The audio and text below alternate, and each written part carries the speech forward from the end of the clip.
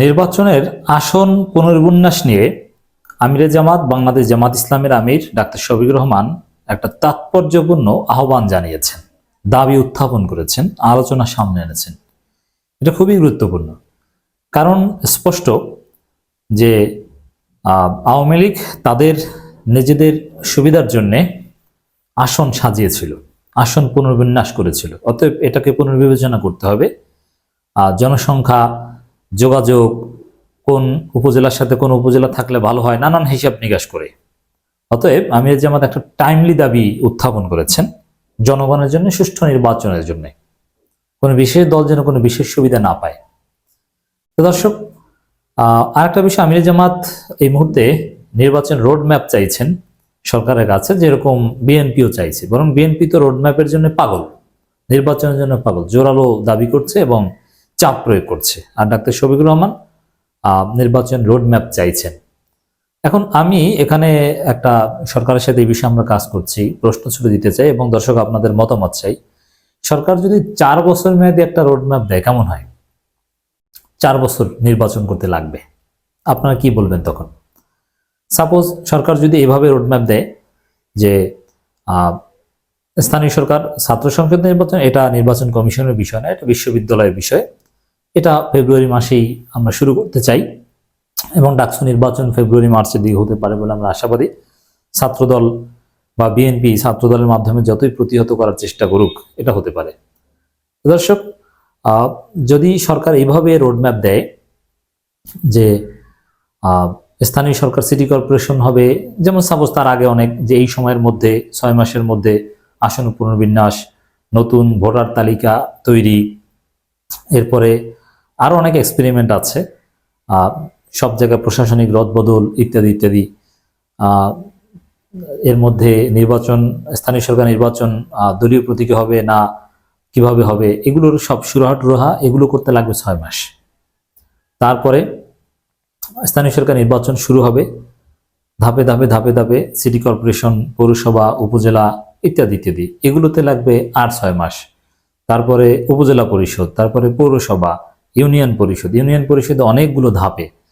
তারপরে কিভাবে কি হয়, এগুলো এক্সপেরিমেন্ট, ফলাফল যাচাই, সমস্যা সমাধান, আগের নির্বাচনে ত্রুটি বিচ্যুতি আইডেন্টিফাই করে সমাধানের উদ্যোগ নেয়, সেটা আবার এক্সপেরিমেন্ট করা। এরকম করতে করতে 4 বছর, তারপরে জাতীয় নির্বাচন। এরকম রোডম্যাপ দিলে আপনারা কি করবেন? রোডম্যাপের জন্য এত ব্যস্ত হয়েছেন কেন? অতএব আমরা বলতে চাই, রোডম্যাপ কিচ্ছু না। দেশে একটা সুন্দর পরিস্থিতি আসুক, বিএনপি তাদের যে অপরাজনীতি, চাঁদাবাজি বা দখলদারিত্বের রাজনীতি, এগুলো বন্ধ করুক, যে জনগণ ভোট দিতে পারবে, বিএনপি ভোট চুরি করবে না, এরকম একটা পরিস্থিতি আসুক। এবং আমাদের সবার আগে যেটা দরকার, কাঙ্ক্ষিত সংস্কার, বিশেষ করে নতুন সংবিধান, নতুন রাজনৈতিক বন্দোবস্ত, একটা নতুন রাজনৈতিক কালচার, বিপ্লব যে কারণে হয়েছে, এগুলো হোক। এগুলো হলে তারপরে সবকিছু সুন্দরভাবে হবে বলে আমরা বিশ্বাস করি। অতএব নির্বাচনের রোডম্যাপ নিয়ে ব্যস্ত হওয়াটা জরুরি নয়। সরকার চাইলে কিন্তু 4 বছর রোডম্যাপও দিতে পারে, তখন তো আপনারা আন্দোলন করবেন, তারপরে সরকার বাধ্য হবে জরুরি অবস্থা জারি করতে। রোডম্যাপ চাওয়াটা জরুরি বলে আমি মনে করি না। তবে নির্বাচনে নতুন করে আসন পুনর্বিন্যাস করতে হবে, আমির জামাতের এই দাবি শতভাগ যৌক্তিক, এটা অবশ্যই করতে হবে। এই সব জিনিস, এরকম ছোটখাটো আরো অনেক সংস্কার সংশোধনের বিষয় আছে, যেগুলো করতে অনেক সময় লাগবে। জামাত ইসলামের আমির ডাক্তার শফিকুর রহমান বলেছেন, বিগত সরকার আসন পুনর্বিন্যাসের নামে জুলুম করেছে, সেগুলো নতুন করে পুনর্বিন্যাস করতে হবে। নির্বাচন সামনে রেখে সরকারকে একটা রোডম্যাপ দিতে হবে বলেও জানান তিনি। নির্বাচন প্রসঙ্গে তিনি বলেন, যৌক্তিক সময়ের মধ্যে ভোটার তালিকা করে প্রবাসীদের অন্তর্ভুক্ত করতে হবে। দেখেন, এই দাবিটা আরো যৌক্তিক। এর মানে নির্বাচনের আসন পুনর্বিন্যাস এবং প্রবাসীদের ভোটার, মানে আমির জামাত 2টা দাবি জানিয়েছেন, যেটা ঐতিহাসিক। নির্বাচন সংক্রান্ত চমৎকার দাবি সত্যি। এখন প্রবাসীদের ভোটার তালিকায় অংশগ্রহণ, নতুন করে ভোটার তালিকা, বিএনপি আবার নতুন ভোটার তালিকা তাতেও প্রয়োজন মনে করে না, কিন্তু নতুন ভোটার তালিকা হালনাগাদ, এগুলো তো 6 মাস 1 বছর মনের উপর যেতে পারে যদি সুন্দরভাবে করতে হয়। আর প্রবাসীদের ক্ষেত্রে এটা করা, এটা আরেকটা চ্যালেঞ্জ, সময় লাগবে ডেফিনেটলি। গত 15 বছরে দেশের অনেক নাগরিকই ভোট দিতে পারেনি, অনেকেই আবার ভোটার তালিকা থেকে বাদ পড়েছে, তাদের ভোটার তালিকায় সংযুক্ত করতে হবে।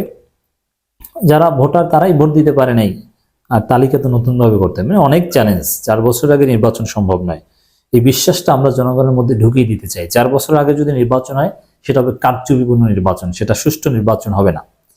ডাক্তার শফিকুর রহমান বলেন, দেশ যখন ইতিবাচক ধারায় ফিরতে শুরু করেছে তখন ফেসিস্টরা দেশকে অশান্ত করার চেষ্টা করে, নানান কথা বলেছেন। কিন্তু আমির জামাতের এই যে বক্তব্যটা আমি বিশ্লেষণ করছি, এখানে নির্বাচন সংক্রান্ত 2টি দাবি অত্যন্ত তাৎপর্যপূর্ণ, এবং সরকার রোডম্যাপ দিলে আমি মনে করি 4 বছর হাতে রেখে বা 4 বছর মেয়াদী একটা রোডম্যাপ দেওয়া দরকার।